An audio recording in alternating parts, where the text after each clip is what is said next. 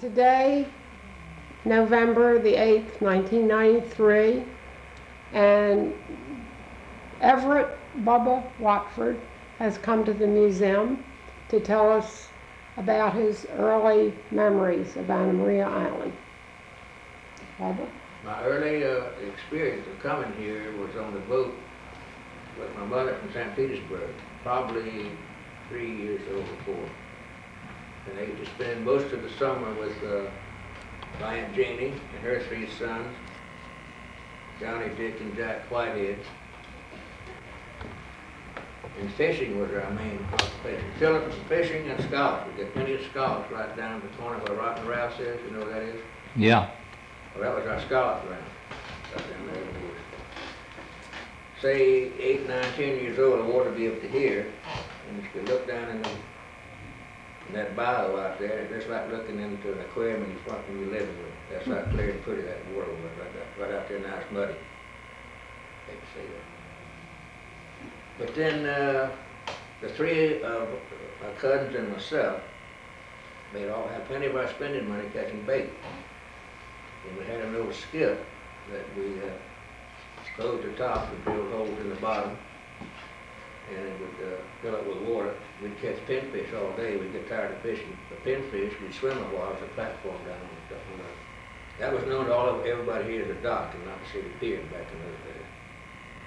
So the fishermen like Mitch Davis and the Crandall brothers, they'd go down there at daylight in the morning and get the amount of pinfish they wanted. They'd give us a penny apiece, and they'd give the money to the dock master. So we had our money for our Cokes and candies all day, and catching pinfish every day.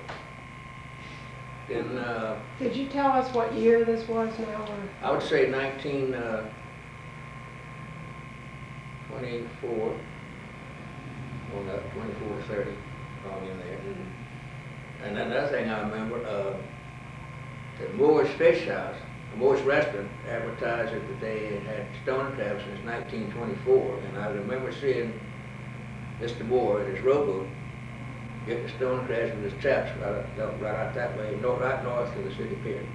So that's a true statement. He did get his stone crabs since 1924.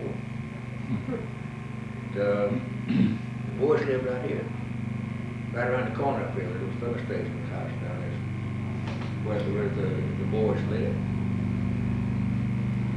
And I can remember Aunt Jeannie's house was on the corner, was at Crescent and Magnolia. Is that it?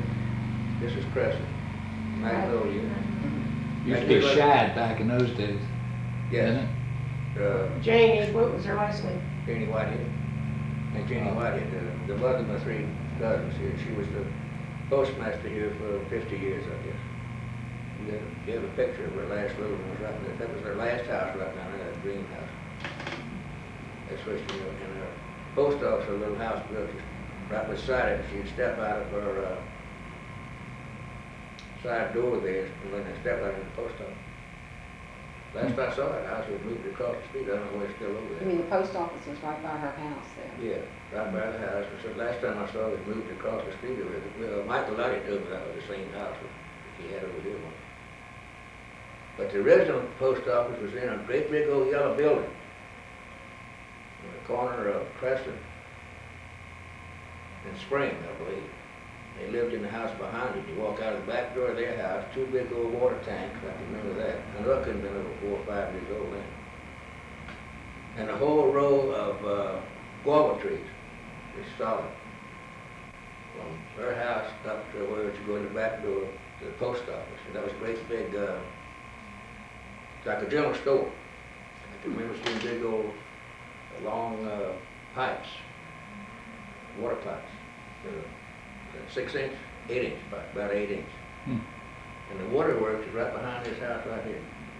This is where they built the first waterworks. Everybody had the artesian water in their house, but there wasn't any, what do you call it, wasn't any power to it. It was only bringing out just a little bit at a time.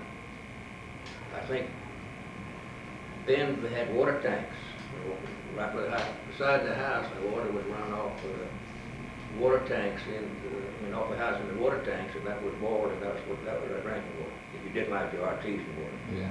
Most of us, we just got used to drinking artesian Used water, to like take- food or that. Used to save rainwater too, didn't you? Rainwater. Yeah. Yeah. I remember seeing some tanks when we came down. Did you? Yeah. You know, on Bay Boulevard up there too. Oh, Another one of our fishing baits that we used was out of the lake here before that canal was dredged through the bay. And we used to catch chub in there, which is good redfish or any kind of fish that eat like fillers, sea cat and redfish. It was a good bait for them. We've had them in our. That was a special price. They were cent and a half a piece, and not a penny a piece. How about the baseball diamond out from the That was a sandbar? big enough beach right down there, the baseball diamond right there, and that side of where the sandbar is today. in front of it? In Where front the of it. water Right to is the in? side, right to the side there. Oh, And then there was, that of course, that was pavilion, I'm sure you heard of that, great, huge, big way dance, out, yeah. dance floor, and, there's pictures in these books of people walking from the boat up to the bathhouse, they call it, there's lockers and everybody, just things that clothes and lock the belongings up. Then later was a dance hall, I think it burnt down in the 50s, if I'm not mistaken. I heard that. Lee Franklin told me that, I think. Now, I can't think of anything.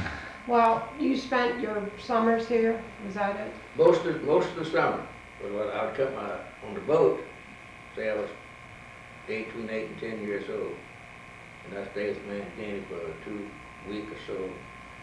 So my mother decided it was time to come home, and my Aunt Jenny knew how, they didn't have any telephone, so I don't know how she knew that. But she'd say, your mother will be coming to get you Sunday. I want to put you on the boat Sunday, and I said, okay. So after church Sunday, I'd run down and hide in the mangroves till I heard the boat leave. You never wanted to leave. So after the boat left, I'd come down to the house, and Aunt Jenny said, well, that didn't do you much good. You got to stay 2 more days, because your mother will be down here after you on Tuesday's boat. Now the Whiteheads that you stayed with, but that was Yes. Jane and Aunt Jenny, And Uncle Jim. Jim Whitehead. Uncle Jim. We still have some whiteheads around here. Are they They're any no relation? No, they're not. They're different. What? Jack Whitehead, Builder. Jack is a cousin. Jack Whitehead. The one Is he a who's builder? Are there. they builders? Is his name Jack also? No, Bob. Oh, Bob was. So they're not. yeah, they're not related. No. So do you remember any bad storms or? Tell them about 1921. Well, the 1921 hurricane, which was the worst one that they ever had here. The whole island was covered, and I wasn't down here, but my cousins were telling me about it. They rode the storm out right here in that little house on the corner of Crescent and Magnolia. I think that's the house with the mango tree on each side of the house. Somebody just recently covered it with some different color than what it originally was. And the water was deep enough inside of that house that the kids were playing around in the house with the boat during that hurricane. And that house is built up on a Just block all- or something. You know, just about this high, railroad. So Built way up like they do now, and it's still there. Yeah. So 1921 was In the last. 1921, they were building the first bridge, the old wooden bridge, which is now part of the Braden Beach City Pier. they got. Yeah. Oh, yeah. I remember that. And there's a man on the dredge that stayed on that dredge all during the hurricane when it just about wiped Cortez fishermen out of business. That's what we did for a few years. I was in Largo at the time, and that hurricane came up to the Gulf and went into Largo like this and came back out into the Gulf, just like that. It hit the edge of town and went back out in the Gulf and went up the Gulf back on. I was riding a tricycle around like this, around the dining room table, and the wind blew right on this side of the table, the wind blew the glass out of the windows on this side. You had an oak tree in front of our house about, I'd say the oak tree was 50 years old. And the wind was so strong that it didn't last long. If it lasted any length of time, it wouldn't have been anything left of the whole city, the whole town of Largo then. But we just went to open the front door and couldn't, got to go out the back door. That tree had blown up against the house in front. We didn't even hear it hit. The wind was making so much noise. It wasn't any rain with that hurricane, oddly, I don't know why. Did you say the whole island was It was covered with water? Mhm. Completely covered with So I'm water. sure a lot of houses had water in them, Yeah, because they built them rather low there. yeah, I say, it was this deep in that Jane's house. Deep enough that kids are playing with the boat in there. And how about the rattlesnake problem? Rattlesnake problem, we stayed clear of them. They wouldn't bother you if you don't bother them. But there were a lot of There them. was a lot of them out here, yeah. And mosquitoes. Mosquitoes were the biggest problem that I had down there. I couldn't walk up and down the road in the daytime because they would just eat me up. I'd have to stay out on the little breeze out on the city pier. They didn't bother me out there. I know they were terrible. Aunt Jenny believe it or not, became immune to a mosquito bite. She could have on white hose. She let the mosquito stay there until it got so full of blood I couldn't, then she just reached down like that and pick it off, but didn't get any blood on the hose. Think nothing up. I don't see how she ever did it. She must have lost a lot of blood, though. Yeah. The reason the Whiteheads came here, this Uncle Jim's father was Captain Whitehead, and he ran the lighthouse on Beans Point down here. That's how they got here. And they built that house down There was a there. lighthouse on Dean I Point? didn't know that. Lighthouse on And Beach. they called him Captain Whitehead. Oh, And tell them about how they built the house with A driftwood. lot of that, right up, that greenhouse right there, a lot of that's built with We're driftwood. down- Took them built 3 down years to real build it steep. because they didn't have enough money. Every time they get some more money, buy some wood or pick up some driftwood, they'd put it in that house down there. You can walk in the back room, bedroom, and you reach up and touch the ceiling in that house. well, what happened to the lighthouse? I don't know. I never heard any story. All I know is I heard that from Uncle Jim, and I never heard anybody say that about a lighthouse being. I know there's one over Egmont. There was one on over Yeah. Passage Key. I they never call it. heard that before. What we call Bird Key. There's one over there. Maybe that's what they were referring to. I don't know. Oh. Reading. So you started coming in 1920, and then how long did you You stayed well. come down? Well, then your mother moved here. My mother lived here during the war. My little house down there, but the church, which is not here. The church, it was on church property, the church owned that house. Of course, they were real close friends with the Coleman, Mary and her mother that lived. But their house was the next house, Aunt Janie's first house up here where we crossed from community building. When we first came to the island, that's where we lived, right beside it. Oh, That's really? Coleman. Beside the Colemans? Mhm. Yeah. They were, with the Colemans to us, was the only transportation if you had to go in town for anything. They didn't want to have a car. So if you wanted to go in town, you had to go talk to Mary Coleman if you wanted to go in town and back. But before that, you talked about your mother coming for you on the boat and whatnot. Where did the boat go? Boat came, was originated in Tampa. I get on the boat in Yeah. St. Petersburg, stopped here, and then it went to, the Hollow Posted Freight. And it went to Bradenton and over to Palmetto. Even with that old pier is still there where the boat dock, the trucks will drive right out on the cement pier with Palmetto. Pick up their fertilizer and seed and stuff from the farm over there. That's where the money was made. There was 3 boats that came down here. I don't remember, one of them was called a Favorite. I don't remember the name of the other 2. We have some pictures up there on the But wall. that one says HB Plant. That could be one of them. So there was no other way to get to the island except Not until that? 1921, but even a long time after that, because it was all wood bridge was built, we still came down the boat ran a long time after that. I don't know exactly how long. Jack Whitehead, the oldest of the 3 Whitehead brothers, going to circus down in Sarasota, and he was in New York. Went out to Statue of Liberty on the same boat that used to come down here. But he remembered the names of all of them. He knew the skippers and all those boats. But Aunt Janie was dockmaster at one time. I don't remember what, probably I don't know what this picture's taken. She was probably the dockmaster before she started to post office. Uncle Jim was running the post office, and that's what he was. You have some pictures there you want to tell us about? Here's the picture myself and Dick Whitehead. When I said it, registrar at the University of Florida. Show me the one that's blown up there, the big one. I think we're probably. Well, that's the one that, Yeah, that's the the ones three, that or she's my, no, that's the two, that's my sister and those two. Turn it around so I can see. My sister and, I'm in the middle, and dead quiet head is the smallest day. He's a year, month, week, and a day younger than I am. You figure that out. He had some wonderful times. Those were your playmates when you came down. And then Fishing and swimming. John did all creatures. The real, you might have heard the story about Dick Whitehead, during World War II. He was in the Army Air Force. He was a navigator. Meteorologist, captain, meteorologist. And he went to Tinian, and he was the last person to talk to the first atomic bomb that was dropped on the plane. He was the last person to talk to the pilot of that plane. Oh. Can you tell me anything about during World War II, how it was on the island? I wasn't here now. My sister stayed here. We lived here. And You visited when you came home. I came down here 3 days. I came all the way, I was in the Navy out in the Pacific, and I came all the way from San Francisco to Tampa, and I got to Tampa in a storm.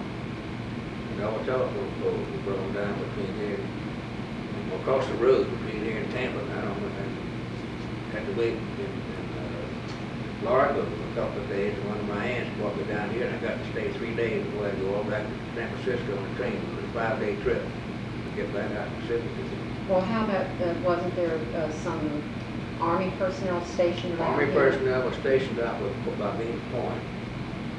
They had crash boats. And when these pilots, aviators at MacDill Field would crash in the bay, so many of them did, they had to go pick them up, bring them, and take them on to St. Petersburg, or wherever the closest hospital was, or the engine, wherever it was. They were stationed there all the time. They kept the crash boats tied up in the city pier. Crash boat? Crash boats, they Oh, call I see. Yeah. them. Tell them about when the ship with all the wine on it, the wine barrels, what was that? I'm sure you've heard that story of all the rum. Well, rum. When the barge broke loose. Down Brandy? I thought it was molasses. No, this was full of rum. The This is lasses different. too. The lasses of the ship is down there where the rum was right up to about here. Oh. And everybody on this island had jugs of wine, rum, a barrel of rum, the milk bottles. Everybody, I don't think anybody on the island didn't have some rum in the house for 5 years afterwards. But there wasn't that many people on here. And White Blasting game, I'm sure you heard of him. Oh, yeah. He wrote a story about all of that, about a lot of people on the island in the Saturday Evening Post. You ever hear that? He wrote a story about the island, about that rum. That's something he wrote. I knew it. He wrote about the rum.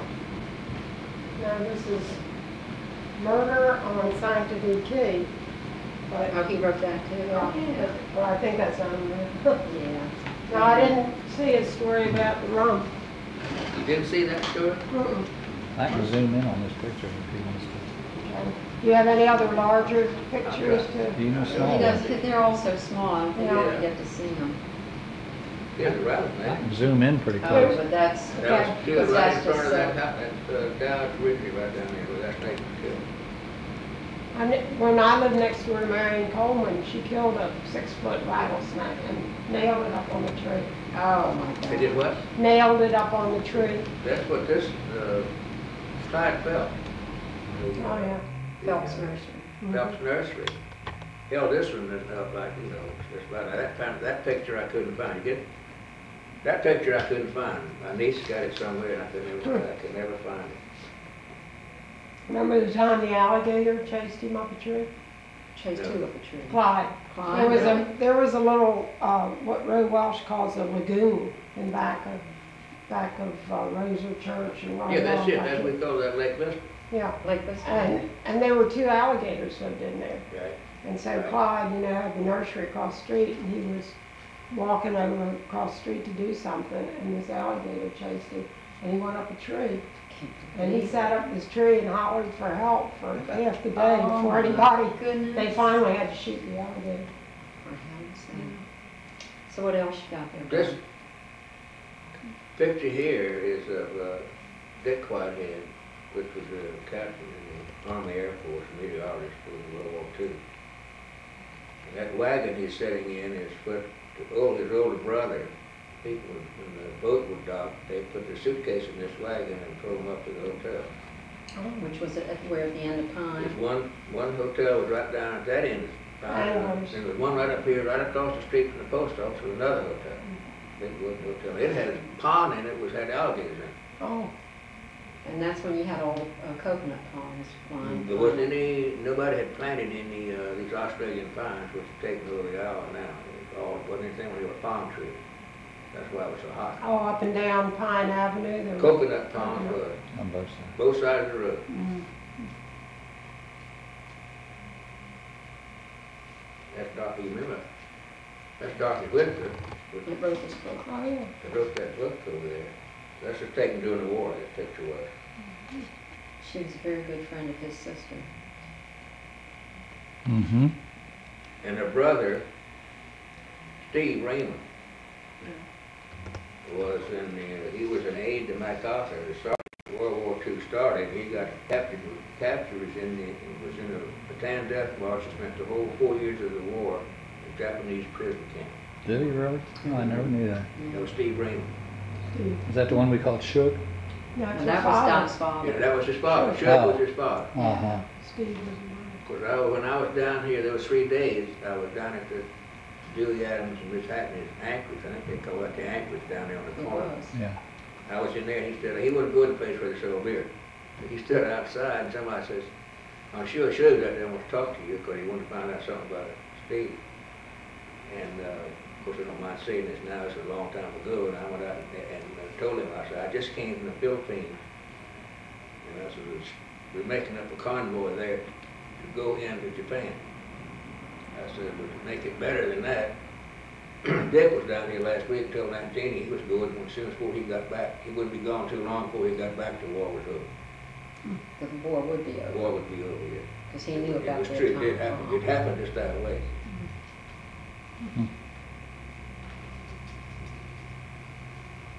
So, but there were like a lot of Army personnel here during the war, wasn't it? Just that, there wasn't too many down there, because they just had I don't know how many crash boats they had, maybe 2 or 3. But you had like, what did they have, like lookouts, what was that called, civil defense? Yeah. Remember They your had a sister? tower.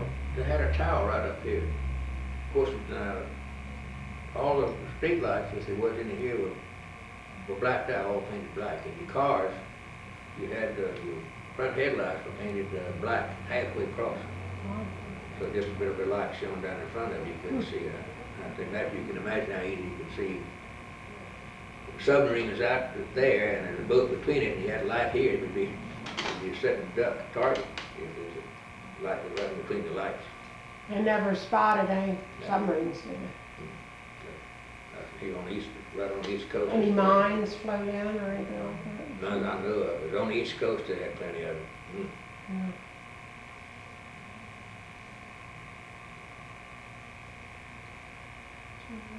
I don't know. Can you think of anything? Let's take a little break. Like underneath that big tree out there with the stickers all over, you ever notice that tree over there like that? Mm-mm. You walk over there someday, you can see that house is big, that tree is still there, it's this big around now. Even some of the limbs are this big. And the house is built like, almost like underneath it for shade. And the back porch where we ate was screened. And you go out in the morning to eat breakfast and the screen would be almost black with mosquitoes. Oh, That's how bad they were. Of course,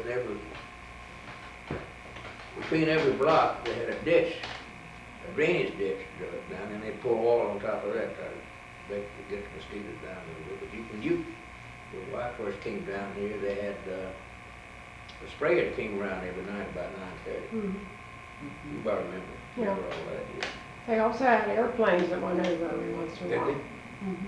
Then it ruined the car finish. It did? Yeah.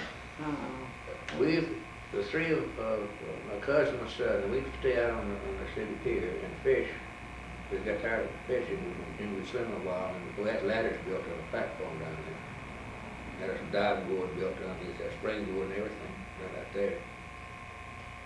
And we'd always catch mackerel, after we filled up our bait box full of the bait fish, then we'd catch mackerel. So we had mackerel every day for dinner and mullet on Sunday. Instead of chicken. Big variety. Chicken every other Sunday. Oh. Because we'd have to go to church down to Cortez, and that was the crookedest road you've ever seen. It was a dirt road. If you met another car coming towards you, if both cars speed up fast, they'd go, and one go this way and one go that way. But if you got up a little shell there, you'd get stuck and have to get back in the ruts again. In Brandon Beach? Clean here in Brandon Beach. We went down to Cortez to church from here. And and if it was 95 degrees in July, we had to wear a suit of clothes. So, with a shirt and tie. And we had to wash and iron our own shirts. All four of us did. Is that when Aunt James made you go to church? That was, you had to go to, if I stayed here, you had to go to church, or else you had to go home. So, we would, what I would do, we'd take our shirts, wash it, and then we'd just press it with an iron right around with the collar, so where it just showed that way you put your coat on, you couldn't see it. The whole shirt hadn't been ironed. That's the way we used to do it. Now, also, But, now, go ahead. Now, and my dessert every night was guavas. Of course, Aunt Jeannie made, and all my aunts made guava jelly, guava marmalade, guava paste, and just stewed guavas put up in quart jars. And that poured milk on that, and that was dessert she had every day with all those guava trees over there. Did you like them? Oh, yes. It's like you have some. Waffles with cream cheese is delicious. Mm-hmm. And when and Laura Good had made the best guava marmalade. I would say, but you can't buy it. I've never seen it. Nobody ever makes it. I've never seen anybody make it but her. How about Dewey Adams that built the rod and reel? Dewey Adams, usually the lumber was piled up in, out on the lot out there when he built the rod and reel pier in 1949. And what was his name? Dewey Adams. Remember that name? Was he related to Snooks Adams? No relation. Snooks Adams is related to all the Cortez fishermen? Cortez fishermen here. I was down there at one time talking to, which is the cousin of Snooks Adams, Fulford, Ralph Fulford. I was talking about this being to Largo to a family reunion. I had 23 first cousins up there. And he said, that's nothing. I got 49 right here in Cortez. They're all related. Snooks is one of that bunch, yeah. 49. 49 first cousins. Well, what kind of government did they have in Anna Maria back in the early days? That, well, I remember Mitch Davis was the first mayor, and he was mayor then. Right before the war, right after, they sold, the city of Anna Maria sold the whole point, right from about where that bridge is now. All that, there wasn't nothing back there at all, just swamp. And they sold all that for $30,000 to a group of leaders. The whole, from Bay to Duck, right down here by that bridge, all the way to the point, the city owned that and they sold it for $30,000. I remember that thinking, boy, what are they going to do with all that money, you know? Yeah. Wouldn't go far today. Well, just think of the money those people who bought it made up of. And Rich Davis caught mullet with his cast net, and he just walked down the street and anybody that wanted it, you know, all the bullets you wanted, but what you got that from Rich Davis. Well, they called him captain. Did he have a ship? Yes, he had a boat. I don't know whether he was his fishing boat. He took out fishing parties. He kept his boat tied up, I don't know, in the pier there all the time. He and one of the Crandall brothers. And he was a builder too. Yes.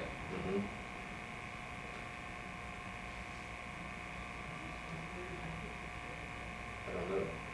You don't know anymore? It comes to you later. Yeah, I was thinking about that first post office. Well, now, as long as I can remember, Uncle Jim was a postmaster, and then Danny took over after that. But I don't remember anybody before that, because it couldn't have been. And that was in this big yellow building that they've got here on the corner of Gulf Drive in Magnolia, and it was on the corner of Crescent in Magnolia, right there over there, that big yellow building. It's in this book here. And that's where I saw the pipes that was going to, that they used to build the first waterworks around here. You were showing me a picture in that book. It's a pic. Are you in it, or Whitehead, or somebody that you know? not this building. Oh. I thought there, that's. That's what, well, as long as right from a big building right there was yellow, and it had the first post office inside of that building. And that's Spring Street or Magnolia? Magnolia. Spring, Spring. Spring Street. Spring Street. We used to walk in the back door, and that's in his little house. That still stayed, that road out there, that survived that 1921 hurricane.